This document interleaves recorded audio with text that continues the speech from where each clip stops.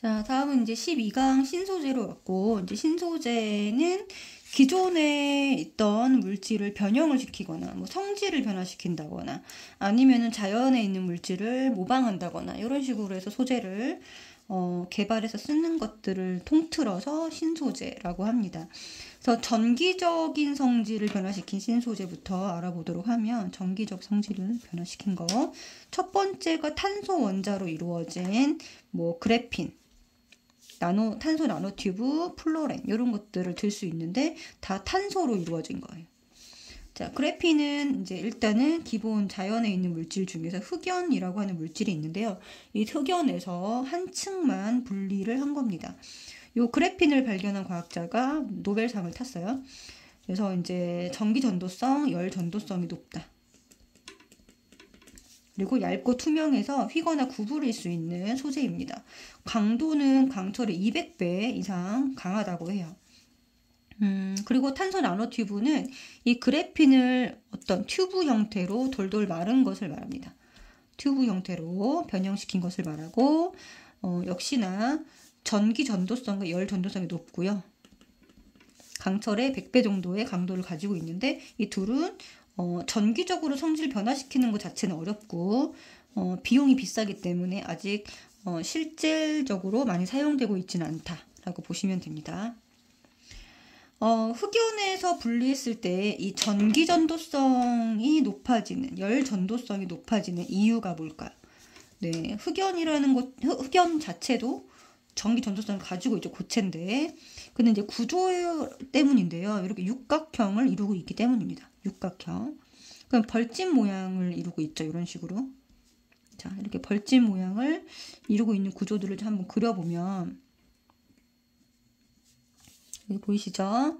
네, 이렇게 육각형 벌집 모양을 이루고 있는데, 자, 여기가 요 점들이 다 탄소가 있는 곳이에요. 요 모서리가, 꼭지점들이 다 탄소가 있는 곳들이고요. 자, 여기 지금 점은 찍지 않았지만 전부 다 탄소가 있다고 보시면 됩니다. 자, 그러면 이 점들이 잘 보면 원래 탄소는 이렇게 4개의 원자가 전자를 가지고 있는데 여기 다 삼각형 3개로 결합되어 있는 것을 알 수가 있습니다. 그러니까 무슨 말이냐면 탄소가 다 이런 형태로 결합이 되어 있다는 거예요. 그럼 어떻게 될까요? 이 전자가 하나 남겠죠. 그럼 이 전자가 바로 자유전자 역할을 하는 겁니다. 원래 자유전자는 금속의 성질이에요. 금속의 성질인데 이 탄소로 이루어진 흑연이라고 하는 물질이 이 자유전자를 가지고 있는 자연계에서 비금속 중에서 유일하게 이런 것들을 가지고 있다는 겁니다. 그래서 이 흑연으로부터 분리를 했기 때문에 전기 전도성을 가질 수 있다 라고 보시면 됩니다. 자, 그 다음에 플로렌은 이제 탄소 원자가 얘가 C60으로 쓰고요. 플로렌만 분자입니다. 얘는 분자고 약고 원자가 축구공 형태로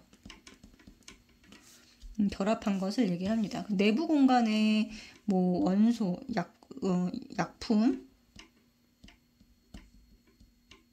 그래서 원소를 넣어서 운반이 가능하다라는 거죠. 자, 그래서 이제 일단 그래핀 꼭 기억해 주셔야 되고, 추가적으로 탄소 나노튜브 플로렌까지 이름을 좀 기억을 해주시면 좋겠습니다. CNT라고도 하고요. 자, 그 다음에 이제 그래핀을 이용하는 거에는 휘어지는 디스플레이, 여기에 많이 이용을 하고요. 에너지 저장 장치, 통신기기, 의료기기, 군사용기기, 방열기기 등등 굉장히 많은 곳에서 활용이 되고 있습니다. 자, 그 다음 두 번째는 반도체인데요. 자, 반도체는 도체와 부도체. 그러니까 도체는 금속을 말하는 거예요. 전기가 잘 흐르는 물질을 말하고, 부도체는 전기가 잘 흐르지 않는 나무 같은 것을 말하는 겁니다. 그러면 도체와 부도체의 중간 정도 전기적 성질을 띠는 물질을 반도체라고 하고요. 규소, 저마늄 등이 있습니다. 그래서 이 규소나 저마늄은 이제 14족 원소인데, 얘네들만 이렇게 되어 있는 것들을 우리가 진성 반도체라고 하고요. 순수한 반도체는 전기적으로 변화시키기가 쉽지가 않습니다. 그래서 전기 전도성이 좀 낮은 편이에요. 아예 없는 건 아니고요. 낮은데 얘를 도핑을 하게 되면 미량의 불순물을 첨가하는 행위를 우리가 도핑이라고 하거든요. 도핑을 하게 되면 P형 반도체와 N형 반도체가 되면서 전기적 성질을 변화시킬 수가 있습니다. 전류를 흐르게 할 수 있고 이 둘을 붙여서 씀으로써 뭐 PN 접합 다이오드 이런 것들을 만들므로써 다이오드라고 하는 거는 정류장치라고 해야 돼. 정류작용을 할 수가 있다. 교류를 뭘로 바꾸는 직류로 바꾸는 이런 것도 만들 수가 있고 다양한 형태로 전기적 성질을 변화시킬 수가 있다는 거예요. 그래서 P형 반도체가 뭐나 봤더니 여기 양공이 생기는 걸 말합니다. 여기 홀이라고 돼 있죠. 이거 이제 우리가 한글로 쓰면 양공이라고 합니다. 양공. 양공은 여기에 도핑하는 물질 자체가 13족 원소를 도핑을 해야 돼요. 그러니까 전자가 하나 부족해야 된다는 소리입니다. 전자가 하나 부족한 애를 도핑을 함으로써 옥텟을 만족하지 못하게 만드는 것을 말합니다. 이 양공이 뭐죠? 전기적으로 전하 나르게 역할을 하는 거예요. 그래서 양공이 중요하고요. 그래서 포지티브의 뜻입니다. 포지티브 할 때 얘가 양의 성질인데 그때 P를 따서 P형 반도체라고 불러주는 거예요. 13족 원소 누가 있을까요? 13족 원소에는 붕소도 있고요. 뭐 비소도 있고요. 이런 것들 뭐 알루미늄도 있고 이런 것들이 있습니다. 좀 잘못 알려도 비소는 여기 들어가면 안 됩니다. 이렇게 기억해 주시면 됩니다. 자, 그 다음에 N형 반도체는 전자가 하나 남아야 되거든요. 여기 남는 전자 다 맞고도 여기 보면은 남는 전자가 있어요. 여기다 뭐 프리 일렉트론이라고 돼 있죠. 그 자유전자입니다. 자, 자유전자가 생기게끔 하나 남는 원소 15족 원소를 첨가해 줍니다. 15족 원소를 첨가해 줌으로써 자유전자가 형성이 되고 음의 성질을 띠게 된다. 그래서 네거티브의 N을 따서 N형 반도체라고 하는 거예요. 그래서 꼭 기억해 주셔야 될 게 P형 반도체는 13족, N형 반도체는 15족이더라. 라고 기억해 주시면 됩니다.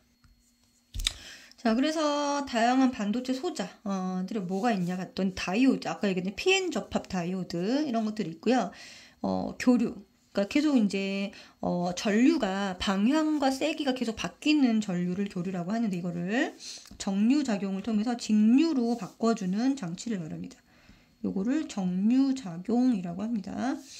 그래서 다이오드는 정류작용을 하고요. 트랜지스터는 신호를 증폭시키거나 아니면 신호의 위치를 바꾸는 스위칭 역할을 하는 걸 트랜지스터라고 하고 이렇게 세 줄로 되어 있습니다. 그래서 뭐 PNP 또는 NPN 이런 식으로 트랜지스터 3개씩 이렇게 붙여가지고 사용을 합니다. 여기는 PN 이렇게 붙여서 사용을 하는 거고요. 네, 발광 다이오드, 아까 다이오드랑 비슷한 형태인데요. 여기에 이제 도핑하는 원소 종류에 따라서 빛의 색깔이 달라집니다. 그래서 도핑하는 원소에 따라서 에너지 준위가 달라지기 때문에 빛을 방출할 때 파장이 달라지는 거죠. 그래서 빛의 색깔이 달라진다. 에너지가 전류가 흐를 때 빛을 방출하는 것을 이제 발광 소자를 이제 발광 다이오드라고 합니다. 그래서 반도체 이용하는 곳은 뭐 굉장히 많죠. 뭐 컴퓨터에도 이용이 되고 기억 장치, 뭐 태양 전지, 레이저, 광원, 각종 감지 센서. 자, 감지 센서는 뭐 별의별 거 다 되죠. 압력이라든가 소리라든가 아니면은 뭐 등등등 굉장히 다양합니다. 이런 것들 다 감지 센서에 이 반도체가 이용이 될 수가 있습니다. 자, 그 다음에 두 번째 자기적 성질을 변화시킨 신소재가 있는데요. 자기적 성질이라고 하면은 자성을 생각하시면 돼요. 그래서 초전도체라는 물질이 있는데 얘는 이제 임계 온도, 어떤 특정 온도 이하에서 이하입니다. 이하에서 전기 저항이 0이 되는 물질을 말합니다. 그래서 요 현상 자체가 이제 요 초전도 현상이라고 하고요. 그 온도를 임계 온도라고 합니다. 초전도 현상에 나타나는 온도를 임계 온도라고 하고, 그 다음에 이때 이제 얘가 반자성을 띠기 때문에 이 초전도체는 반자성 물질이에요. 그래서 원래는 이제 자성을 띠고 있지 않다가 외부 자기장이 왔을 때 외부 자기장과 반대 방향으로 자성을 띠는 겁니다. 그래서 이렇게 해서 이게 떠 있는 거죠. 얘가 이렇게 떠 있는 형태로 되는 현상을 마이스너 현상이라고 합니다. 마이너스 아니고요. 마이스너예요. 그래서 밀어내는, 자, 외부 자기장을 밀어내는 현상. 이거를 마이스너 효과라고 합니다. 그래서 요 특징에 따라서 이용하는데 조금 달라지는데, 전기 저항이 0인 것은 전류가 흘러도 열이 발생되지 않는 거죠. 그러면 이제 손실되는 양이 없는 겁니다. 그래서 초전도 케이블 이런 것들에 활용이 될 수가 있어요. 그래서 어떤 정보를 전송시키는 케이블로 활용할 수가 있고요. 그 다음에 굉장히 강한 전자석이 됩니다. 저항이 0이라는 것은 전류를 흘려주면 이 전류에 의해서 굉장히 강한 전자석이 만들어진다라는 거거든요. 자, 그렇기 때문에 이거 가지고는 뭐 MRI라든가 그 다음에 입자 가속기 이런 것들에 활용이 될 수가 있습니다. 자, 근데 마이스너 효과는 이렇게 붕 뜨는 거잖아요. 그래서 이걸로는 자기 부상 열차에 활용될 수 있다. 그래서 각각이 이제 어디에 강한 전자석은 MRI, 입자 가속기, 마이스너 현상은 자기 부상 열차 이렇게 기억을 해주셔야 되고요. 그다음에 얘는 문제점도 있겠죠. 얘는 이제 임계 온도가 굉장히 낮아요. 그래서 극저온 상태, 뭐 마이너스 150도 이하, 뭐 마이너스 180도 이렇게 극저온 상태를 유지해야 되기 때문에 유지 비용이 많이 든다라는 단점이 있습니다. 그래서 현재는 고온 초전도체를 개발하는 단계에 들어가 있다라고 알려져 있고요. 그 다음에 네오디뮴 자석은 철원자, 철은 원래 얘는 강자성체인데, 그러면 이제 외부 자기장에 따라서 굉장히 강하게 자석이 되고, 또 외부 자기장을 치워도 자석으로 남아있는 물질을 강자성체라고 하는데요. 이 철 원자 사이에 네오디뮴이라는 원소랑 그 다음에 붕소를 첨가해서 이 자기장 방향이 흐트러지지 않도록 만든 강한 자석을 말합니다. 그래서 하드디스크나 고출력 스피커나 강한 모터 등등의 이 네오디뮴 자석을 활용을 하고 있죠. 그래서 이것도 하나 알아두시고요. 자, 그 다음에 이제 액정 디스플레이라고 하는 LCD라는 게 있습니다. 여기 지금 약자가 빠졌는데 리퀴드, 여기 크리스탈을 써주시고 디스플레이 해서 LCD 약자입니다. 그래서 이 액정이라고 하는 거는 가늘고 긴 분자 형태고 액체, 고체 중간 성질을 띠는 물질입니다. 그래서 LCD 원리는 이 반드시 제일 뒤에 이 광원이 있어야 되고요. 여기 중간에 편광판이 있습니다. 그래서 전류가 이제 빛이 딱 들어오게 되면 전류가 흐를 때는 편광판을 통해서 빛이 들어오게 되는데 액정셀에 전류가 흐르니까 얘가 똑바로 정렬을 하게 됩니다. 액정셀이 정렬을 하게, 이 두 군데 말하는 거예요. 두 군데 정렬을 하게 되면 오히려 빛이 들어오면서 막혀버려요. 그래서 여기는 보이지 않습니다. 자, 근데 정렬을 하지 않은 곳에는 보이게 된다라는 거예요. 신기하죠? 자, 그래서 LCD 옛날에 이제 뭐 뒤에 좀 볼록한 TV 이런 것들 LCD TV 많이 활용을 했었는데 이 편광판 사이에 넣은 이 뭐죠? 액정셀. 이 액정셀에 전압을 가하면 액정의 배열 상태가 바뀌면서 투과시키는 정도를 변화시킬 수 있다. 이거 정리해 주시면요. 예를 들어서 레드, 그린, 뭐 블루 이런 색깔이 있다라고 해보겠습니다. 그런데 얘가 이제 빛이 이렇게 가는 거예요. 빛이 가다가 전류를 흘러주게 되면 전류를 흐르고 안 흘렀다라고 해보겠습니다. 자, 그러면은 오히려 우리 눈에는 얘가 보이고 얘는 보이지 않는다는 거예요. 요거 반대로 되어 있다라는 것을 꼭 기억을 해주셔야 됩니다. 자, 그리고 이제 자연을 모방한 신소재. 그래서 이런 것들 보면 독고마리 열매는 이제 갈고리 구조로 되어 있어서 우리 벨크로 테이프 이미 많이 쓰고 있죠. 그다음에 홍합은 물에 사는 거잖아요. 그래서 물 속에서 이 족사라는 것이 물 속에 강하게 달라붙어 있습니다. 홍합은 바위에 붙어 살거든요. 바위에 붙어 있을 때 족사로 인해서 잘 붙어 있을 수 있어요. 그래서 이걸로 수중 접착제를 개발을 할 수 있게 되었습니다. 자, 도마뱀 부치라고 하는 거는 도마뱀처럼 생긴 어떤 생물체인데 발바닥이 좀 신기하게 생겼어요. 발바닥이 나무나 벽 이렇게 우둘투둘한 곳도 자유롭게 붙을 수 있습니다. 그래서 이것도 이것도 용어가 지금 잘 생각이 안 나는데 접착 물질을 개발을 했다라고 보시면 됩니다. 접착 물질인데 이런 나무나 벽에 잘 붙을 수 있는 이런 구조물을 개발했다라는 거고, 이게 뭘 모방한 거냐면 이 발바닥을 모방을 한 거예요. 자, 그다음 모르포 나비의 날개는 색소가 없는데도 빛의 각도 변화로 색을 나타낸다고 합니다.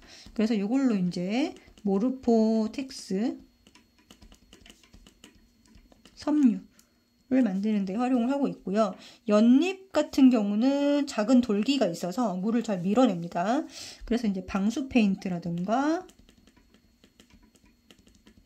이런 물질에 활용이 되고 있고요. 거미줄 굉장히 강하고 신축성이 좋잖아요. 그래서 방탄조끼에 실제로 활용이 되고 있고 수술용 실에도 활용이 되고 있습니다.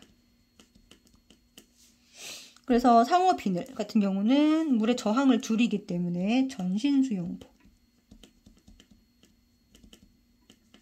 이렇게 정리를 해주시면 되겠습니다.